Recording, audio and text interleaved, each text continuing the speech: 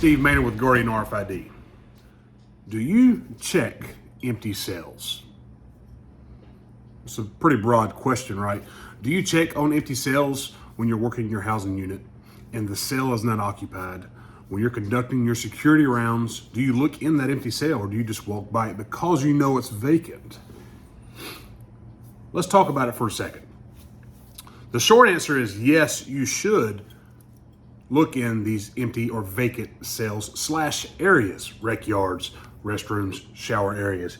You should still look in these areas when conducting your duties, okay? Steve, why should we do this? Well, number one, inmates are sneaky, right? They sneak in and out of cells, in and out of areas they're not supposed to be in.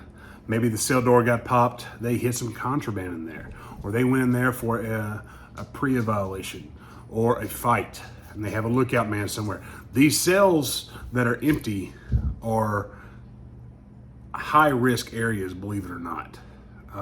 From my experience conducting shakedowns and cell searches, we would search these empty cells and we would find contraband.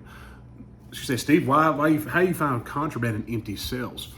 Well, if an inmate hides the contraband in an empty cell, it's hard to find out who it belongs to, number one, without running the cameras back. And sometimes you don't know when they hid it in there.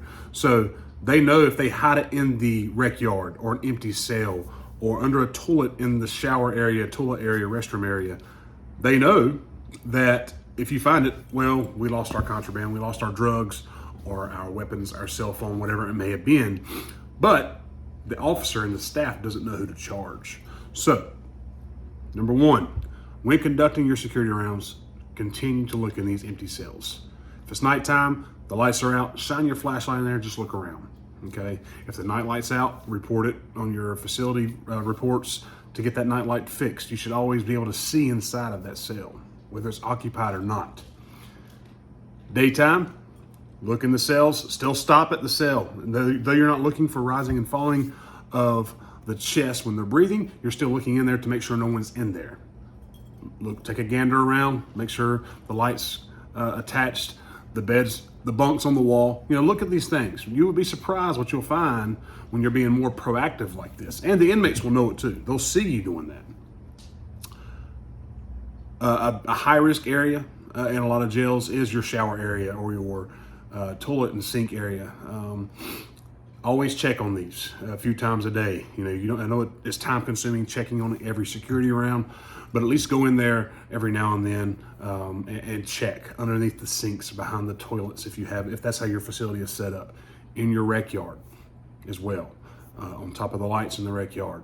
When you are conducting shakedowns or pod searches, take your time conducting these searches and look in these places. I always said, think like an inmate. Think like an inmate. When you start thinking like an inmate, where would I hide things? How do I make things? All this fun stuff.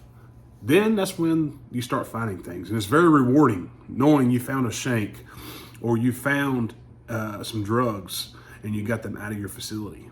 Because the last thing I want is for me to work that unit that day, and that night, or that day we conducted a shakedown, and that night an officer was stabbed or an inmate overdosed, and those drugs or those weapons were in there when I conducted that search or security round, and this stuff was in a vacant cell or area.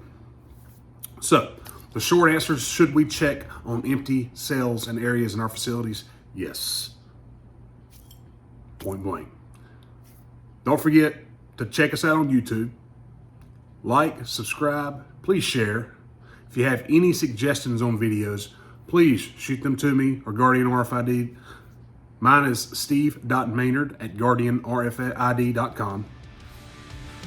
And until next time, stay safe.